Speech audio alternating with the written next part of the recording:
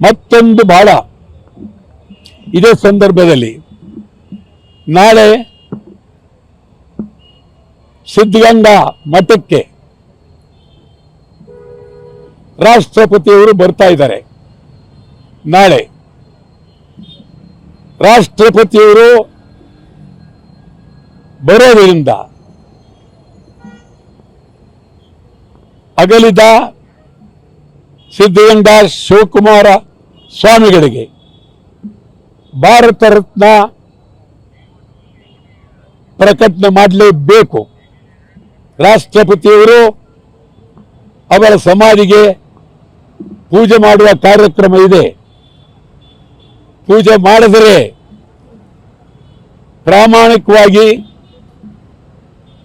ಇದುವರೆಗೂ ಪ್ರಧಾನಮಂತ್ರಿ ಬಂದರು, ಗೃಹ ಮಂತ್ರಿ ಬಂದು, ಕರ್ನಾಟಕ ರಾಜ್ಯದ ಎಲ್ಲ ಆಡಳಿತದಲ್ಲಿರುವ ವ್ಯಕ್ತಿಗಳೆಲ್ಲ ಬಂದಿದ್ದಾರೆ. ಒಂದು ಭಾರತ ರತ್ನ ಕೊಡೋದಕ್ಕೆ ನಿಮ್ಮ ಕೈಲಿ ಶಕ್ತಿ ಇಲ್ಲ, ತಾಕತ್ತಿಲ್ಲ. ಯಡಿಯೂರಪ್ಪನವ್ರ ಕಾಲದಿಂದ ಭಾರತ ಕೊಡ್ಸಕ್ಕಾಗಲಿಲ್ಲ. ಯಡಿಯೂರಪ್ಪ ಮುಖ್ಯಮಂತ್ರಿಯಾಗಿ ಆರಾಮಾಗಿ ಕಾಲ ಕಳೆದರು. ಸಿದ್ಧಗಂಗಾ ಮಠನ ಬಹಳ ಉಪಯೋಗಿಸ್ಕೊಂಡ್ರು.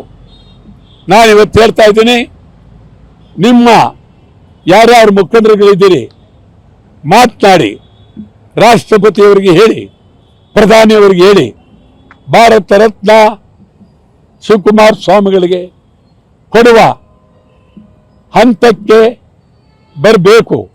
ಇಲ್ಲ ಅಂದರೆ ಬಹುತೇಕ ಮುಖಂಡರುಗಳು, ಪ್ರಧಾನಿಯ ಕಿವಿಯತ್ತಿರ್ತಕ್ಕಂಥವರು, ಬಿಜೆಪಿಯ ಮುಖಂಡರುಗಳು, ನಿಮಗೆ ನಿಜವಾಗಲೂ ಪ್ರಾಮಾಣಿಕತೆ ಇದ್ದರೆ, ನಂಬಿಕೆ ಇದ್ದರೆ, ಮತದ ಬಗ್ಗೆ ಪ್ರೀತಿ ಇದ್ದರೆ ಕೂಡಲೇ ನಾಳೆ ರಾಷ್ಟ್ರಪತಿಯವರ ಕೈಲಿ ನೀವು ಭಾರತ ರತ್ನ ಕೊಡ್ತೇವೆ ಅಂತ ಹೇಳಿ ಪ್ರಕಟಣೆ ಮಾಡಬೇಕು ಅಂತೇಳಿ ಒತ್ತಾಯ ಮಾಡಿ ಈಗ ಯುದ್ಧ ನಿಲ್ಲಿ ಅಂತ ಹೇಳಿ ಈಡ್ಗಾಯನ್ನ ಹೊಡಿತೇವೆ.